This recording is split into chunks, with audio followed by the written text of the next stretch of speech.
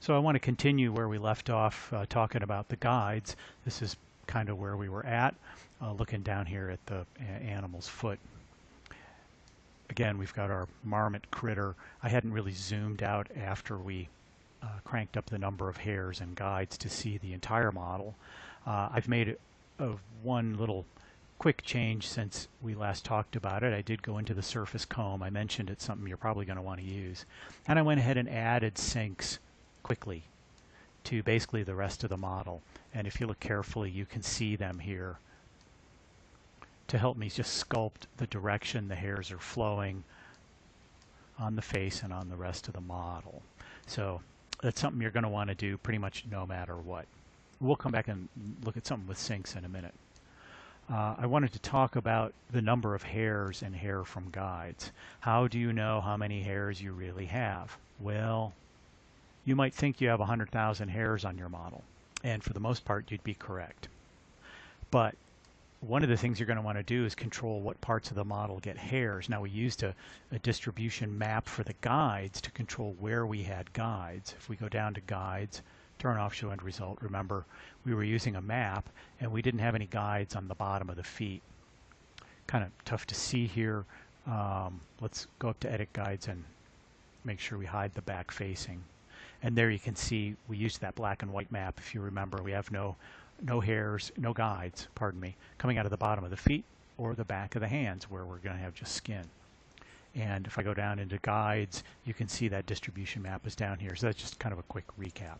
I haven't done anything really inside of edit guides other than enable hide back facing. I find it makes it just a little bit easier to see. We had the hair modifier here, and you're seeing it without the width modifier on top. It treats the hairs kind of as these ribbons, calls them strands, and that actually plays a role in your texture mapping when you get into Unreal, and in fact also in Max, but I'm not concerned about my texture mapping inside of Max. So I'm going to go up to the very top of the stack, enable the change width modifiers, just a little easier to see. They're still these strips, but they come to a point, of course. I'm actually going to make them a little bit wider. Let's go up to, maybe not up to 0.1 yet, maybe something like that. So the width modifier has a couple of options, and then you can randomize that a bit. And it's a percentage, so like I think 0 to 100. I'm going to try to use the modifiers as much as possible to get me all the randomization that I need and to help me out with the overall look that I'm going to need when I get into Unreal. One of my core problems is that I can't really put the true number of hairs on this creature it might have, you know, in the millions. That will overwhelm the software. If you're familiar with hair and fur in Unreal, even if you've done nothing more than look at the Meerkat demo by Weta Digital, if you dig into that model, you'll see that it has about 350,000 hairs on it. So that's sort of a good reference.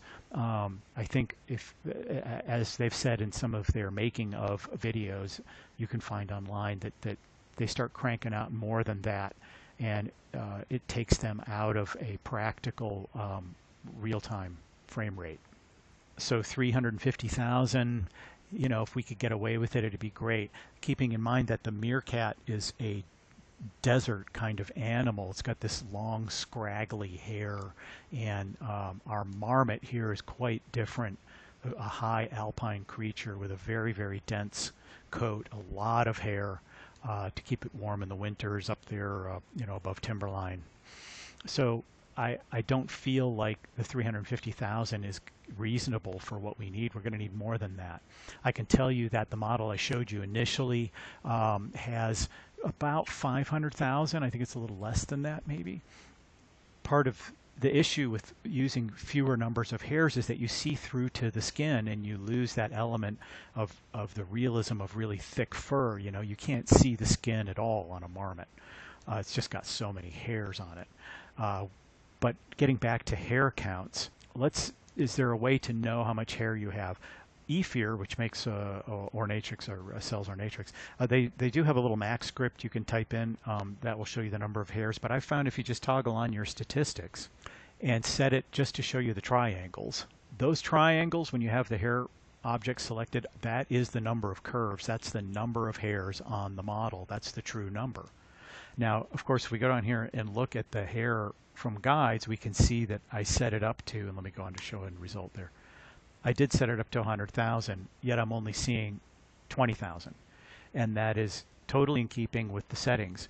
The preview strand fraction is set to 20%, so I should be seeing 20,000. Let's go ahead and set that up to 100, and let's see what 100,000 hairs looks like on the model. It looks great, but of course I have edged face turned on, and as soon as I turn that off, you see an awful lot of skin in there. Let's go ahead and put a color on the hair. I've got the hair here. It's blue. I had color blue for a while. Let's go with hot pink.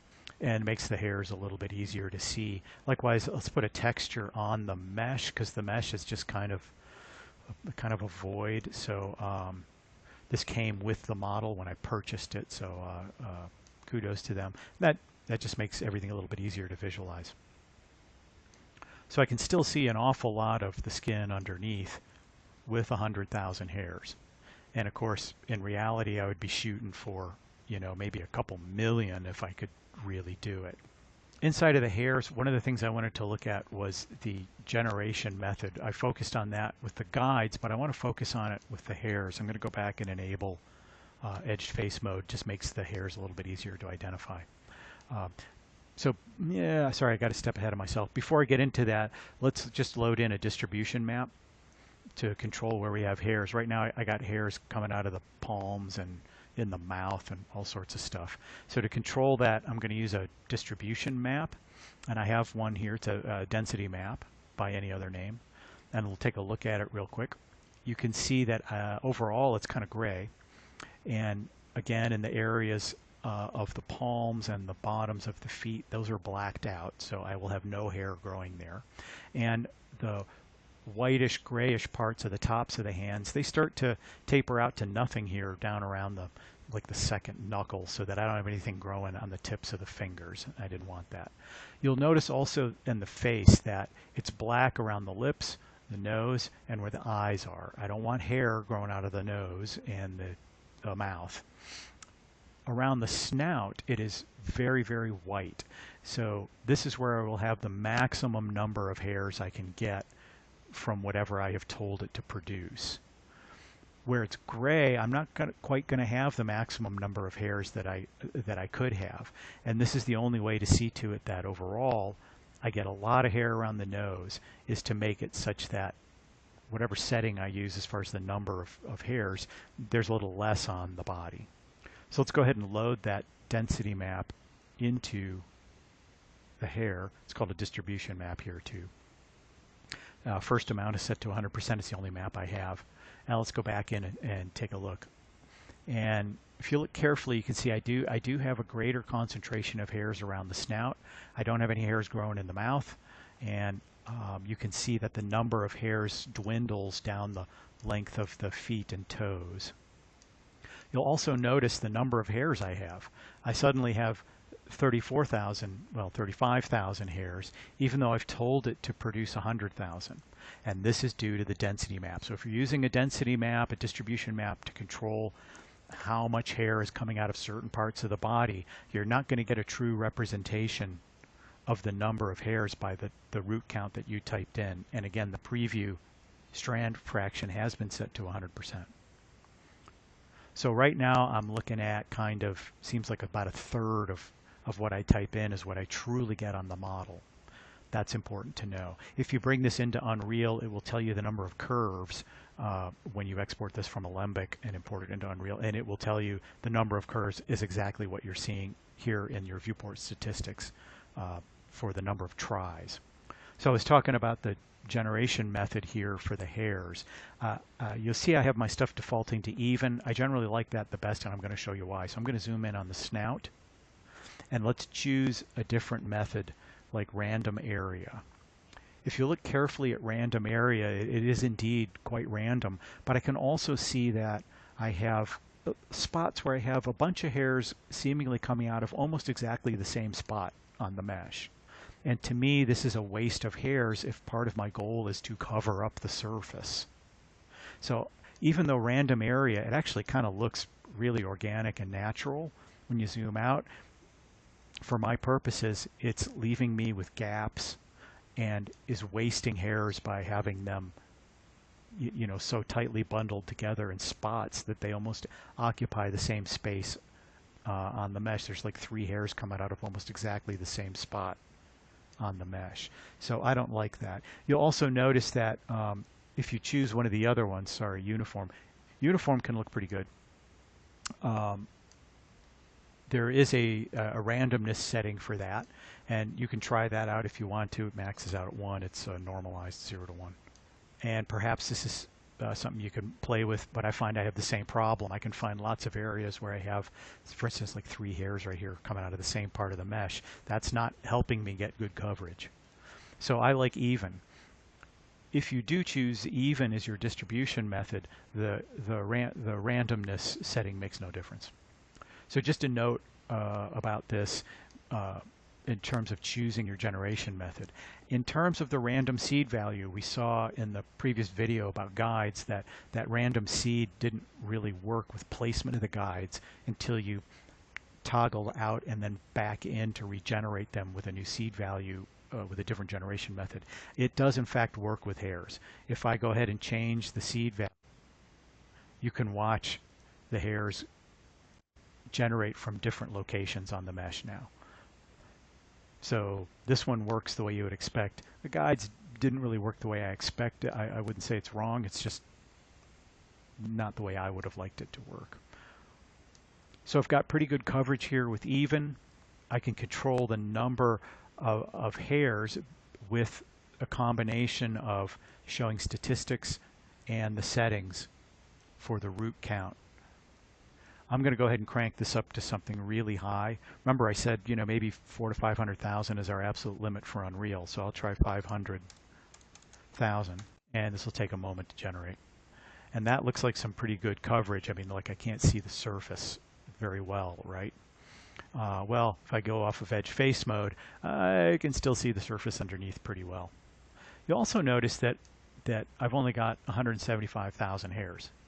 So you have to be conscious with this of how many hairs you're actually producing with the root count if you're using a distribution map. I mentioned earlier too that you have several interpolation methods. And once you have a bunch of hairs on here, I'm sorry, I'm going to set this back down to something a little easier for the computer, even though we want to go to 100,000 hairs. I find the interpolation methods really don't make that much difference once I get this many hairs going on. So if I change to segment as my interpolate method, it just changed a little bit, but not much. Polar, and it gives you a little bit more of a random look, which could be nice,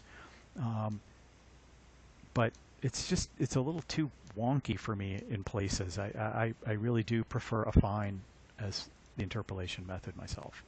I want to take a look at the surface home one more time.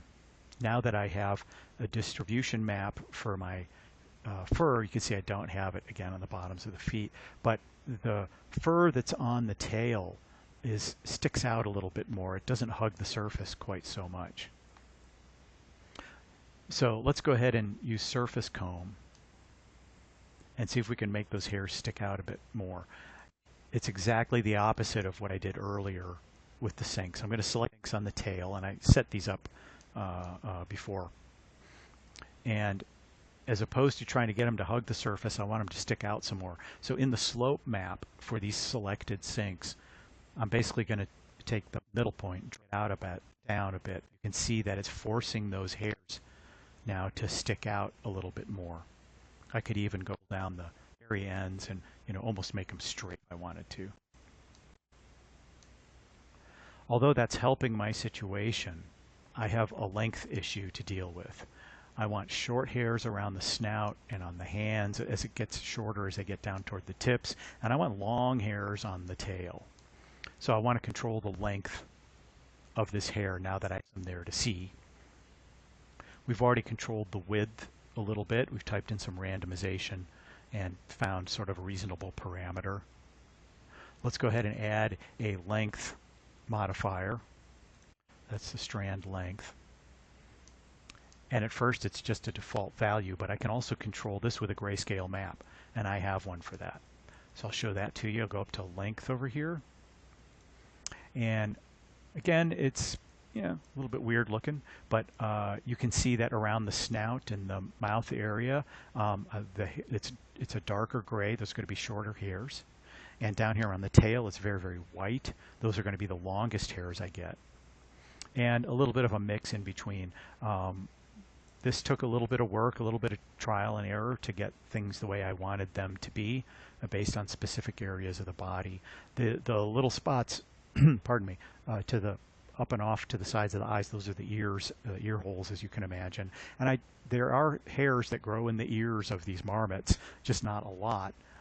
And of course, I want them probably to be a little bit shorter on the inside. So that's our length map, and I will drag that into Control My Length.